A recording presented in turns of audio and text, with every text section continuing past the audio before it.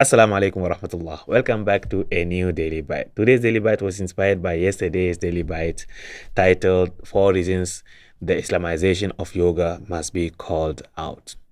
We gave an example in that episode that we Muslims, we don't worship Allah because it is convenient to do so. We worship Allah subhanahu wa ta'ala because it is a command from Allah subhanahu wa ta'ala. At the same time, we don't import or adopt or subscribe to practices of other religions because it outputs or it returns. Practicing it gives us some tranquility or some comfort of any nature. So just because when you do yoga, you may experience some comfort, relaxation, doesn't mean that it is permissible.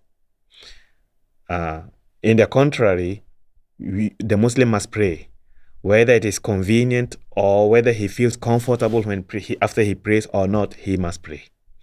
All right.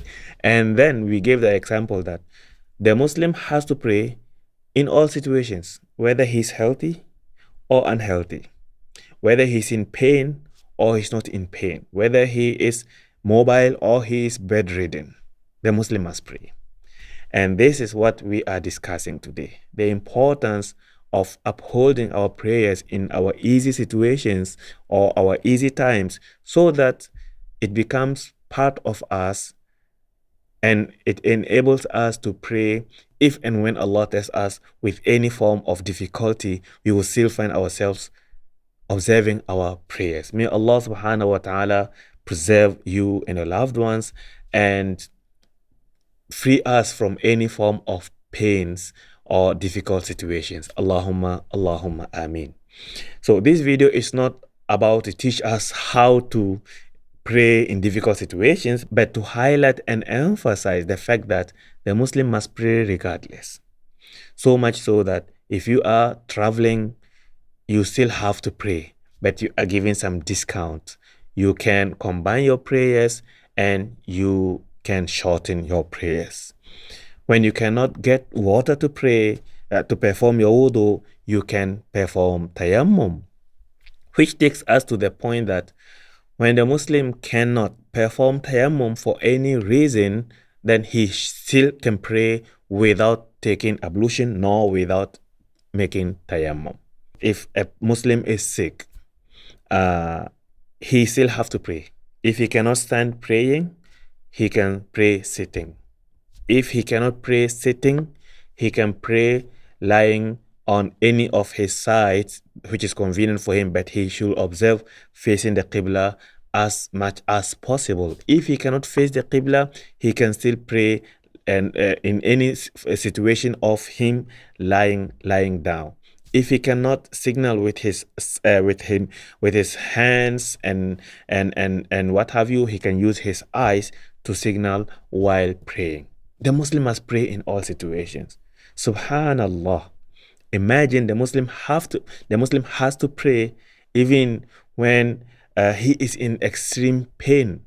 So what becomes our excuse to miss our prayers when we are healthy, when we are mobile, when we are in convenient situation? Having said all that, a Muslim woman is excused from praying within her monthly period or her period of menstruation. A Muslim who loses his consciousness is excused from praying, meaning if he loses his consciousness or he goes into coma for an extended period that covers some period of prayers, if it's one prayer, if it is two prayers, if it is a day, if it is 2 days, that period in which he went into coma or he lost his consciousness, he doesn't have to make up for those prayers. But when he regains his consciousness or he goes out of coma, then he will resume his prayers accordingly. Now, if a sick person, is unable to use water to perform wudu, then he is guided or he is commanded to perform tayammum. If he cannot perform tayammum, meaning he cannot purify himself, we do purification from al-hadath al-akbar, from janaba or from al-hadath al-asghar, to purify ourselves from passing motion or passing urine or even passing wind. If the Muslim cannot use water to clean himself, then he can make tayammum to purify himself or to clean himself. If he's in a situation when he cannot do that, neither this nor that, he still goes on to pray. He still goes on to pray. Meaning he's not clean, he can still move on to pray because he cannot purify himself. He doesn't have access to purification of himself. Now, what we observe is that some people, some Muslim relatives or friends, when they visit their sick relatives or friends in the hospital and they find them in a inconvenient situation, from their minds, they pass fatwa to them. Just make dhikr and you are good to go. Just make a lot of dhikr and that will substitute or that will replace your need to pray. No ways. Making dhikr in times of sickness, we pray and hope that it reduces our pains and it elevates our ranks, but it does not replace prayers. It does not replace the need to perform the five times daily prayers. Another thing is a sick person can combine his prayers. If he is in pain or inconvenient situation, he can combine his prayers. Dhuhr and Asr together during Dhuhr time or during Asr time. Maghrib and Isha together during Maghrib time or during Isha time. And then Subuh alone. But nothing gives him the excuse to let go of his prayer. So if the sick person is alone at the hospital or alone at home and he doesn't have the luxury or the convenience to clean himself because there's nobody to help him to clean himself, he can go ahead and pray. Or he can go ahead and make his tayammum if he can. If he cannot, he just go ahead and pray and he should be fine, inshallah ta'ala. But to pass a fatwa from out of our head, Islam is not what we think. Islam is what Allah has said and the Messenger of Allah has said or commanded and guided. All right. So this is the importance of prayer in the life of the Muslim. This is the importance of prayer in Islam. Now, why is this very important?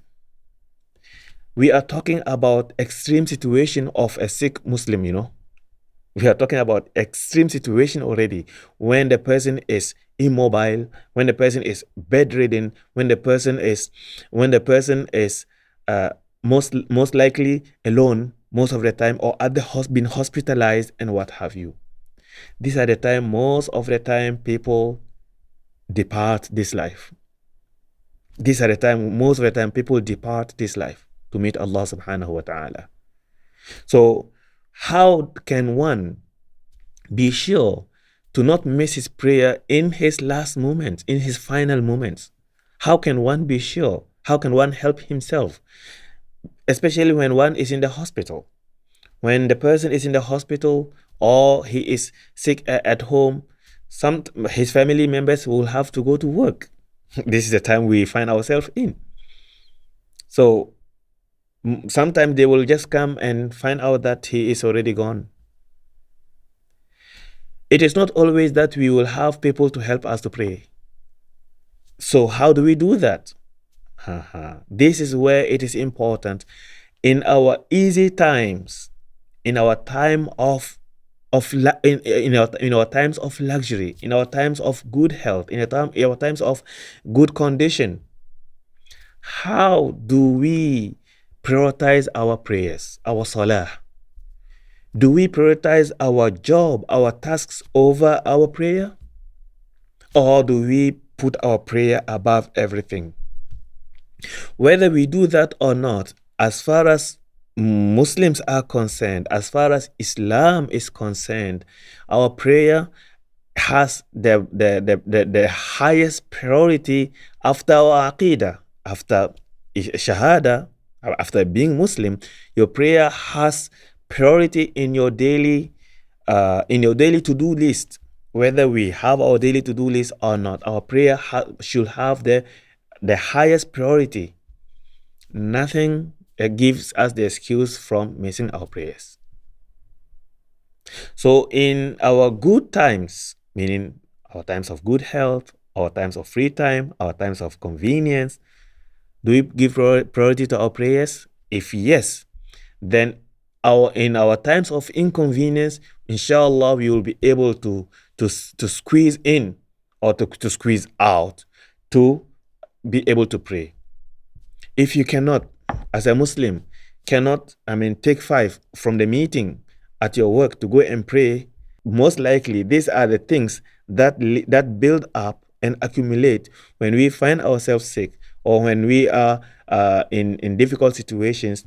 We just let go of our prayers. We just let go of our prayers. May Allah subhanahu wa ta'ala safeguard us from that situations. May Allah subhanahu wa ta'ala grant you and your loved ones good health at all times. And may Allah subhanahu wa ta'ala ease our pains, the pains of our ailing ones. Any ailing Muslim who may be watching this, may Allah subhanahu wa ta'ala ease your pains and elevate you in ranking and grant all of us good ending. Allahumma ameen. For yesterday's video, which we talked about 4 reasons the Islamization of yoga must be called out. If you haven't seen it yet, you can find it here if you are watching this on YouTube, or you can also find it in the description below, or in the link in the comment if you are watching this on Facebook. May Allah grant us what it takes to purify our dunya for the best interest of our akhirah. And the purification of our dunya for the best interest of our akhirah begins with how we prioritize our prayers. How much importance we give to our prayers, how serious we take our prayers, and this will reflect in our other obligations, our obligation between us and Allah, and possibly our obligations between us and our fellow humans, inshallah ta'ala. Until the next daily bite, see you in Jannah. Wassalamu alaikum wa rahmatullah.